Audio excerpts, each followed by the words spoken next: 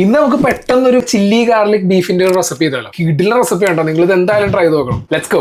ആദ്യം ഒരു പാൻ വെച്ച് കൊടുക്കാം. അതിലേക്ക് 3 ടേബിൾ സ്പൂൺ ഓയിൽ ഒഴിച്ച് കൊടുക്കാം. പകുതി സവാള ഡൈസ് ചെയ്തത്, 10 അല്ലി വെളുത്തുള്ളി ഡൈസ് ചെയ്തത്, 10 പച്ചമുളക് സ്ലൈസ് ചെയ്തത്, കുറച്ച് ക്യാപ്സിക്കൻ ഡൈസ് ചെയ്തത് ഇട്ട് മീഡിയം ഹീറ്റിൽ ഒരു 10 മിനിറ്റ് ഇളക്കി ചെറുതായിട്ടൊന്ന് ബ്രൗൺ ആയി കഴിയുമ്പോൾ നമുക്ക് 1 ടീസ്പൂൺ ഉപ്പിട്ട് കൊടുക്കാം. 1 ടേബിൾ സ്പൂൺ കുരുമുളക് പൊടി ഇട്ട് കൊടുക്കാം. എല്ലാം കൂടെ നല്ലോണം ഇളക്കി പകുതി സവാള ക്യൂബാക്കി അരിഞ്ഞിട്ട് കൊടുക്കാം. പകുതി ക്യാപ്സിക്കൻ ക്യൂബാക്കി അരിഞ്ഞിട്ട് കൊടുക്കാം. ഇനി നമ്മുടെ മെയിൻ ഐറ്റം ആയിട്ടുള്ള സോസ് ഉണ്ടാക്കാനായിട്ട് 2 ടേബിൾ സ്പൂൺ കെച്ചപ്പ് ഇട്ട് കൊടുക്കാം. 2 tablespoon light soya sauce, 1 tablespoon oyster sauce, 1.5 tablespoon വിനീഗറും ഇട്ട് നല്ലോണം മിക്സ് ചെയ്ത് നമുക്ക് പാനിലേക്ക് ചേർത്ത് കൊടുക്കാം. ഞാനിവിടെ 2 വലിയ കഷ്ണമായിട്ട് അരിഞ്ഞ 1 കിലോ ബീഫ് ഉപ്പും കുരുമുളകും വെള്ളം ഒഴിച്ച് കുക്കറിൽ 3 വിസിൽ അടുപ്പിച്ചെടുക്കുന്നുണ്ട് കേട്ടോ. ബീഫിൽ നിന്ന് വന്ന സ്റ്റോക്ക് നമുക്ക് ആവശ്യമുണ്ട്, അത് മാറ്റി വെക്കാം. അപ്പോൾ ബീഫിന് അലോങ് വിത്ത് ഗ്രെയിൻ ചെറിയ ചെറിയ കഷ്ണങ്ങളായിട്ട് അരിഞ്ഞെടുക്കാം കേട്ടോ. നമുക്കിനി ആ പാനിലേക്ക് നമ്മൾ നേരത്തെ കുക്കറിൽ നിന്ന് മാറ്റി വെച്ച് സ്റ്റോക്ക് ഒഴിച്ചു കൊടുക്കാം. ഒന്ന് തിളച്ച് വരുമ്പോൾ നമ്മൾ അരിഞ്ഞു വെച്ച ബീഫ് ഇട്ട് കൊടുക്കാം. പിന്നെ 1/4 കപ്പ് വെള്ളത്തിൽ കുറച്ച് കോൺസ്ലറി ഉണ്ടാക്കിയിട്ട് ഒഴിച്ചു കൊടുക്കാം. അപ്പോൾ ഇത്രയുള്ള സംഭവം. ഇനി ഒന്ന് തിളച്ച് കുറുകി വന്നാൽ നമ്മുടെ ചില്ലി ഗാർലിക് ബീഫിന്റെ റെസിപ്പി റെഡി. ഞാൻ ലാസ്റ്റ് ചെറുതായിട്ട് അരിഞ്ഞ സെലറി ഒരു റെസ്റ്റോറന്റ് ഫ്ലേവർ കിട്ടാൻ വേണ്ടിയിട്ട് ഇട്ട് കൊടുക്കുന്നുണ്ട് കേട്ടോ. അപ്പോൾ ഞാനിത് പൊറോട്ട കൂട്ടിയാണ് കഴിച്ചത്. സംഭവം ഒരു രക്ഷ ഉണ്ടായില്ല കേട്ടോ. അടിപൊളി ആയിട്ട് വരുന്നു.